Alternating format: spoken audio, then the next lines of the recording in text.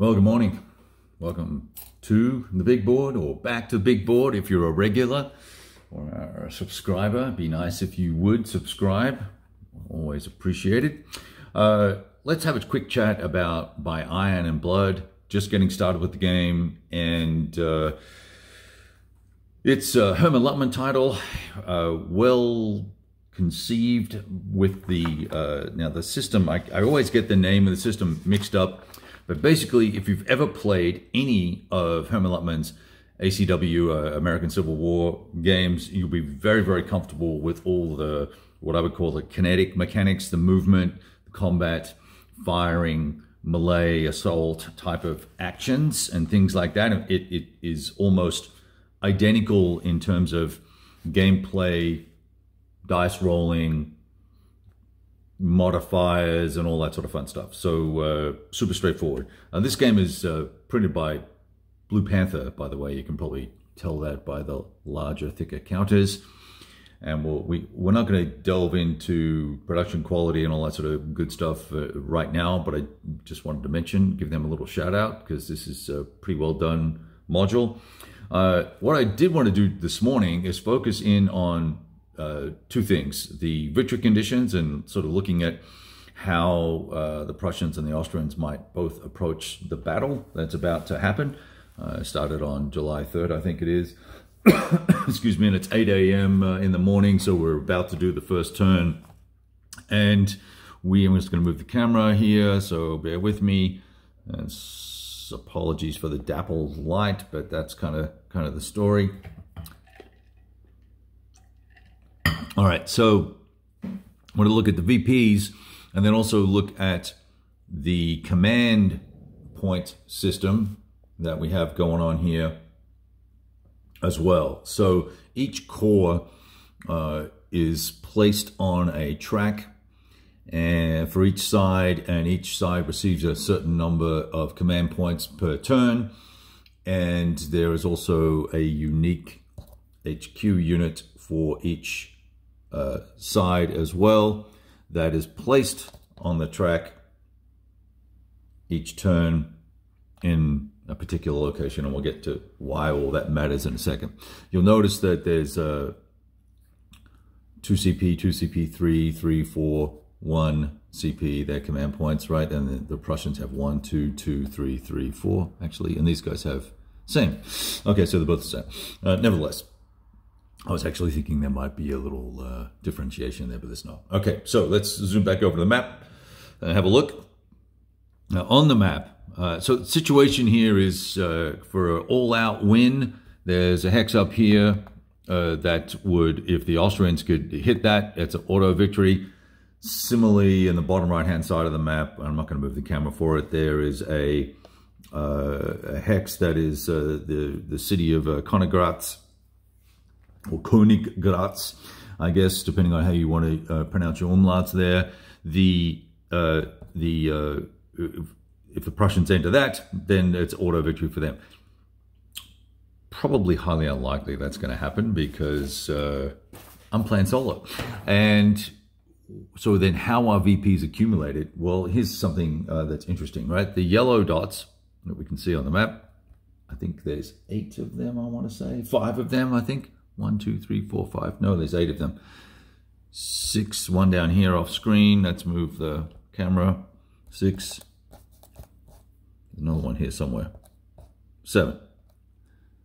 There's 8. 1, 2, 3, 4, 5, 6, 7, 8. Yes, okay. 8. I think that's all of them. Let's make sure there's not any here. Yep, that's it. Okay. 8. Every turn that a side controls of those, or one of them, they get 1 VP per turn. Interestingly, though, you'll see these blue dots here and here. There's one way down here as well. They accrue 5 VPs a turn for the side that controls them, or was last to control them. So there's a track that we're going to have to watch this very carefully and keep track of this every turn to see who is accumulating points, and dude with the most points at the end that bloke wins, right? So that's going to drive behavior. And and the reason why this is important is because when we start each turn, we've got to lay out, basically lay out or place our core chits and think about who's going to activate and when, subject to who gets initiative. Activations are going to alternate. So, and I've got to pay for those activations, right? And so we've already looked at this little, let me just move this over here. We've looked at this little doohickey here, and we see that if I want to activate the third corps, the North Army of the third corps of the North Army, we would pay 1 CP to activate that. And I would look over here at the third corps. Where are they? They're here somewhere, very convenient. These red guys here. I want to activate those guys least expensively and first, so that I can push them up to help defend Sadao here, and then try and move some chaps up into these VP locations to prevent the enemy from capturing them and accruing VPs. Even though these guys are behind fortifications here and are in pretty strong position, I think what I'm going to do is do that and then move these other forces up to fill those positions, sort of bringing my reserves in early. Secondarily, you'll note that I also have a 2 CP payment obligation for the 4th Corps, and I want to bring them in or activate them next, or maybe 2nd Corps, but either of these 2 corps, and push them up into the blue VP locations and at least force a fight for the Prussians. Yeah. So now for the Prussian, and we're going to get to the headquarter unit in a minute and its importance and how it works. But here's the next thing that for the Prussians, we want to look at them. Now, what are they doing? They've got a second army that's coming onto the map at some point, and that's driven by a number of activities and items that will occur based on some card play and based on events that happen in the game. So for the time being, we're outmanned as the Prussians, but we've got a victory point accumulation issue, so we need to start capturing VPs as quickly as we can so that we don't fall too behind the VP tally and lose the game. So my intention for the Prussians is to activate 4th Corps and 2nd Corps, which is these chaps here. Let me zoom in a little bit for you. I think we can do that. 4th Corps, we want to press. I'm going to actually flank. I'm going to move up here and come across this river, this bridge right here. Push these guys down into this into this direction. Oh, hang on, I've got a dog barking. I think we're okay. Push them into that direction there. This Benetek is the township, but we want to press either this way or down here into Zweitwald. Press these guys in, and then I said it was 4th Corps and 2nd Corps, the blue chappies. Activate these chaps off screen here. These guys here, attack here and here. Attempt to cross pretty quickly and capture those VPs, and then that forms a minor bridgehead, and that will allow us then to bring the other corps that are in the background here, push them up and go for it.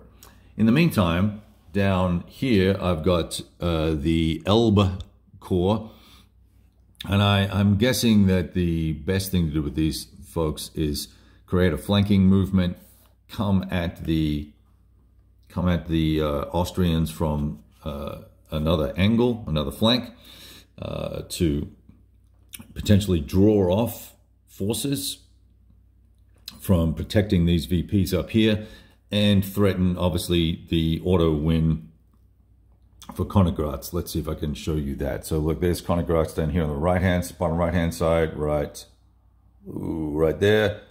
And these guys, if they were clever and well-equipped and effective, and rolled well, they could potentially make a push towards Königgrätz and or at the very least capture these two locations. So that would put pressure on the Austrians to potentially split their forces, attempting to protect the northern, let's call it the northern, I don't know, yes, the northern section, but then also facing a threat from the south, also knowing that there's a second army that's arriving at some point in the near future. So do the Austrians sit back and play a defensive game, or do they try and go on the offensive early and attempt to defeat some of the Prussian forces, these corps, beat them up so that they've got a chance at being successful later in the game, meanwhile keeping their VPs under control as much as possible, right? So interesting little set of circumstances. Now these HQs, let's talk about them real quick. And this is kind of a little mini game within itself. I've had seen some folks complain about this or say that they don't like it. Well, I haven't got some folks. One person has said that. I haven't played yet, so I don't know, but I like the idea that I have to think about who's going to move and when, subject to, you know, what the enemy might do, right? So there's a little bit of generalship going on here. But these HQs, with these HQs, depending on where they are on the track, when they're placed, I can activate the hex, the square, the box that it sits on, and or one of the HQs to either side, and that would then go to the spent box.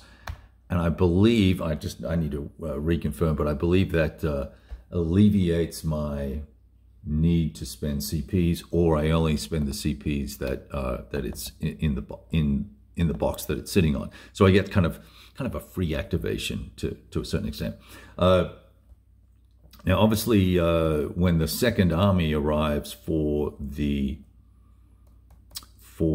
Prussians, they will have two of these HQs on the map, but they can only activate corps from their own army, and that's why each of these is labeled with. You probably can't see that because of the light, but trust me that each of them have there's first army, there's a first army and second army.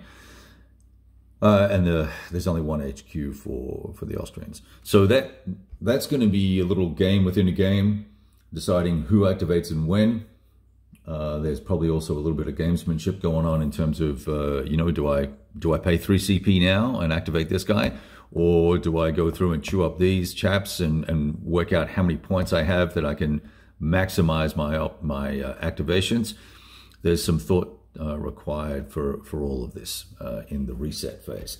All right, anyway, a bit of a long video there. Didn't mean to sort of prattle on about it, but just so you'll see here, you'll see the decile 2d6 die roll for combat, and you'll see the fire results tables. You don't go on and do a secondary result like you do with the American Civil War games. It's just here's the result for the attacker and the defender for each side, and it's a differential based combat metric versus a odds based. Is it odds based? I'm trying to think if the ACW stuff is odds based. I believe there's bonuses if it's odds based. I'm trying to recall that. But anyway, nevertheless, very, very similar. So the mechanics will be comfortable to you. And we're going to go get started. The 8 a.m. turn. Prussians start out with 2 basically free activations, and we'll be punching the 4th and the 2nd Corps into and across the river if things go well. And we'll talk to you soon. All the best. Roll some dice.